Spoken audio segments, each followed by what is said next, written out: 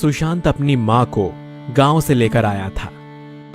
उनके 12 साल के बेटे मोहित का ख्याल रखने के लिए सुशांत अपनी मां को लेकर आया था। दादी को देखकर छोटा मोहित दादी से जाकर लिपट गया, लेकिन आज पहली बार ऐसा हुआ कि दादी ने हमेशा की तरह उसे गले से नहीं लगाया।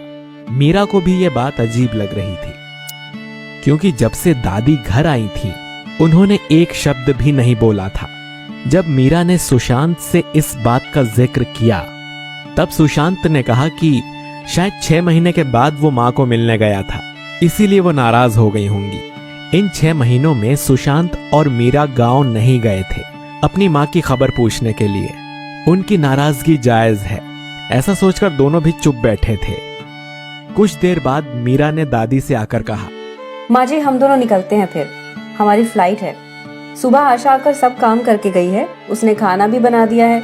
वो शाम को आकर फिर से सब काम कर लेगी और रात का खाना भी बना देगी। आप सिर्फ अपना और मोहित का ख्याल रखना। अच्छा हम चलते हैं। मीरा की बात सुनकर भी दादी ने कुछ जवाब नहीं दिया। मोहित को बाय करके सुशांत और मीरा एयरपोर्ट के लिए निकल गए। मोहित खाना खाकर अपने कमरे में जाकर पढ़ाई करने लगा। कुछ देर बाद उसे महसूस हुआ कि जैसे उसे कोई घूर रहा हो। उसने पीछे मुड़कर देखा, लेकिन वहां कोई नहीं था। कुछ देर बाद फिर से उसे ऐसा ही लगा।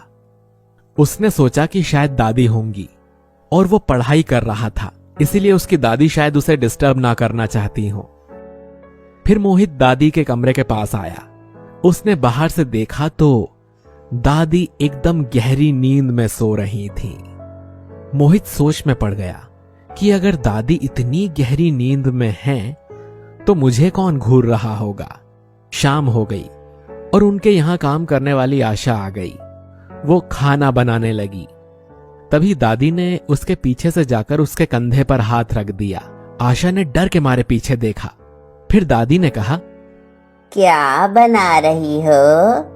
दादी वो रोटी और सब्जी बना रही हूँ। रोटी सब्जी? हाँ, मुझे नॉन वेज चाहिए, जल्दी बनाओ। मैंने सुबह से कुछ नहीं खाया है, बहुत भूख लगी है, लेकिन इस घर में तो कभी नॉन वेज नहीं बनता। अरे वो सब मैं नहीं जानती, मुझे नॉन वेज ही चाहिए बस। दादी की बात सुनकर आशा सोच में पड़ गई, क्योंकि सुशांत का परिवार प्योर वेजिटेरियन था। वो सोच ही रही थी कि मोहित पानी पीने के लिए किचन में आया। आशा को परेशान देखकर उसने आशा से पूछा। तब आशा ने नॉनवेज के बारे में बताया। दादी की नॉनवेज वाली बात सुनकर मोहित को हैरानगी हुई। उसे समझ ही नहीं आ रहा था कि आखिर दादी आज ऐसा बर्ताव क्यों कर रही हैं। अचानक लाइट चली गई और पूरे घर में अंधेरा छा गया।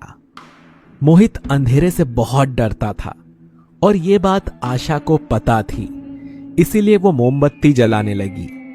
तभी उसे भी महसूस हुआ कि कोई पीछे से उसे घूर रहा है।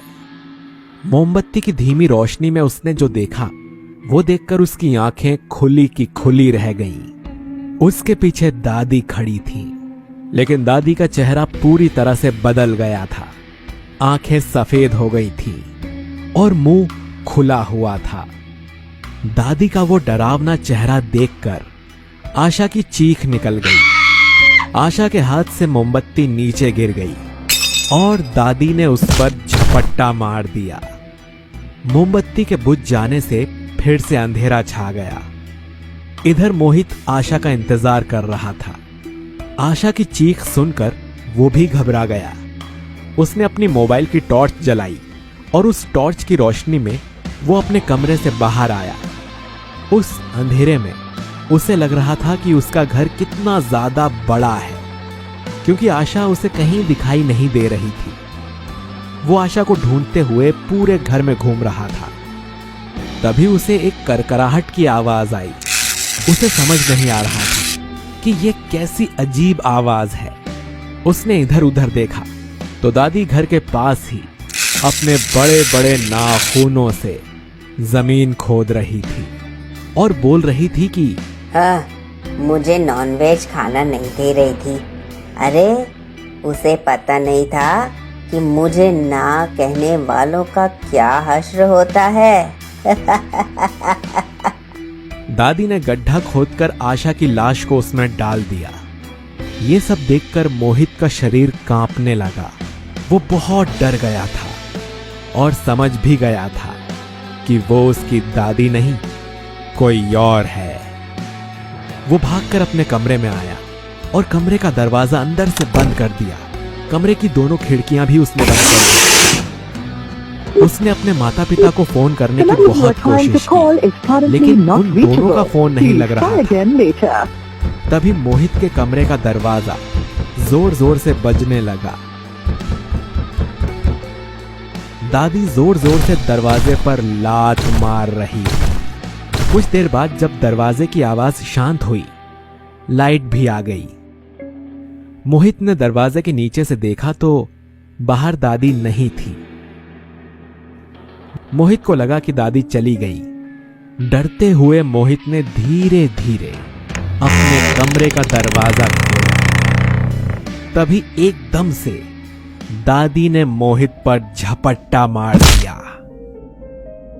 2 दिन बाद जब सुशांत और मीरा घर लौटे, तब उन्हें मोहित दिखाई नहीं दिया और उसकी दादी भी कहीं घर में नहीं थी।